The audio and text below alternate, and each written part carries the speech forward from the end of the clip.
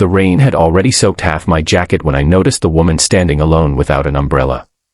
30 minutes later, she slipped her arm through mine, rested her head against my shoulder, and whispered, "Please, don't let go until we're out of here." I had never seen her before, yet somehow it felt as though my life had been waiting for that single sentence. Most people believe life changes with grand decisions, but sometimes everything begins with one small act of kindness. Mine started on a gloomy Tuesday evening at an old downtown bus stop where strangers usually avoided eye contact.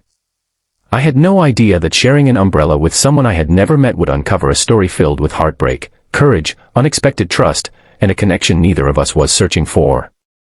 If you've ever wondered how one ordinary moment can completely rewrite someone's future, stay with me until the end. Before we begin, if you enjoy emotional and inspiring stories like this, make sure to support the channel by liking this video, subscribing, and sharing your thoughts in the comments. Your support helps us bring more powerful stories of kindness, hope, and humanity. My name is Ethan, and at 29 my life had become painfully predictable. Every morning I caught the same train, worked at the same architecture firm, ordered coffee from the same cafe, and returned to an apartment that echoed with silence. My friends insisted I needed excitement, but after a difficult breakup 2 years earlier, I had convinced myself that quiet was safer than hope. That evening the clouds burst without warning. People scattered beneath storefront awnings while traffic crawled through sheets of rain. I opened my umbrella just as I reached the bus stop. There were only 3 other people waiting. An elderly man sat reading a newspaper. A teenager stared at his phone. And a young woman stood at the edge of the shelter where the leaking roof offered almost no protection. Her dark hair clung to her face, and she hugged a worn leather bag tightly against her chest. She looked elegant despite the rain, wearing a navy coat that was now completely drenched. What caught my attention wasn't her appearance. It was the expression in her eyes. She looked frightened, as though she expected something terrible to happen. Without thinking, I stepped closer. "You can stand under this," I said, lifting my umbrella toward her. She looked surprised. "For me?" I smiled. "Unless someone invisible is standing behind you." For the first time, she laughed. It was soft, almost cautious, like someone remembering how laughter felt after a long time. "Thank you," she whispered. We stood together while the rain hammered against the umbrella. The silence wasn't awkward. It felt strangely comfortable. "I'm Ethan." She hesitated before answering. "Claire." "Long day." "You could say that." She didn't elaborate, and I didn't push. Something told me she wasn't ready. The bus finally arrived, already packed with commuters. We climbed aboard together, but there were no empty seats. As the bus lurched forward, Claire suddenly lost her balance. Instinctively, I caught her arm before she fell. "I'm sorry," she said, embarrassed. "You're okay." She looked toward the back of the bus. Her smile vanished.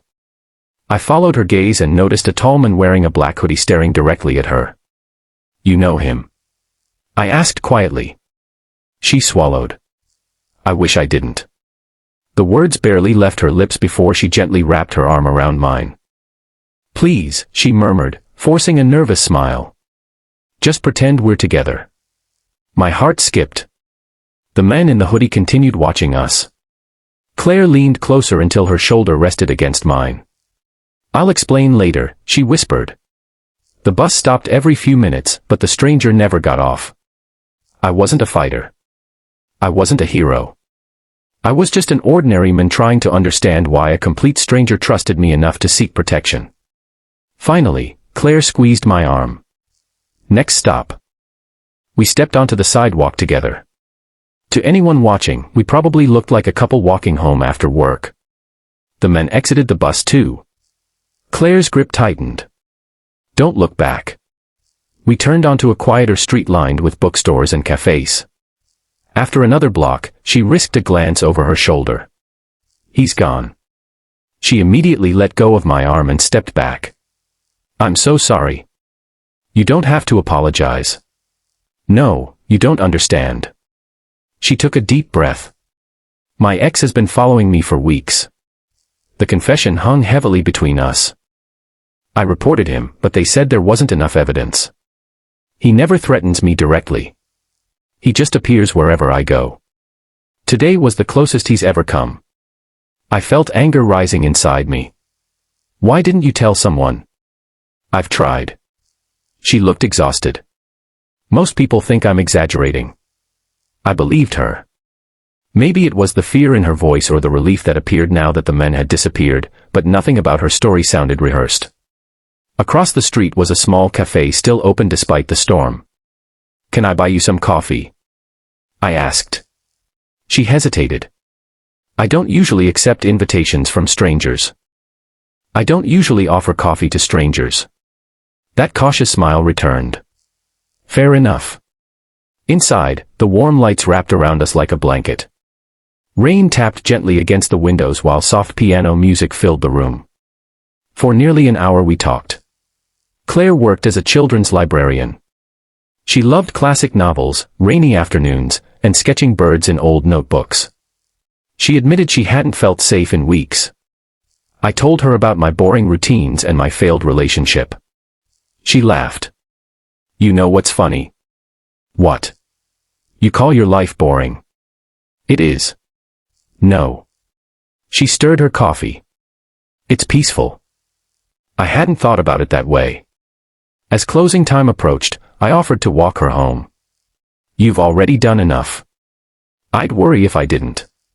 She studied my face for several seconds. You really are different. Different how? You helped without expecting anything. Her apartment building stood only a few blocks away. When we arrived, she smiled. I don't know if we'll ever meet again. I hope we do. She reached into her bag and handed me a folded page from one of her sketchbooks. On it was a pencil drawing. Two strangers stood beneath a single umbrella while rain surrounded them. At the bottom she had written one sentence. Kindness always arrives before miracles. I looked up, but she had already disappeared inside the building. For weeks that sketch stayed on my desk. Then, one Saturday morning, someone knocked on my apartment door. It was Claire. She held another umbrella, this one bright blue instead of black. I figured, she said with a smile that reached her eyes at last, if we're going to keep saving each other from storms, we should have one for each of us.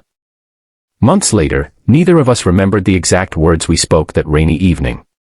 We remembered the feeling instead. The choice to notice someone everyone else ignored. The courage to trust someone when fear said not to. Sometimes love doesn't begin with fireworks or perfect timing.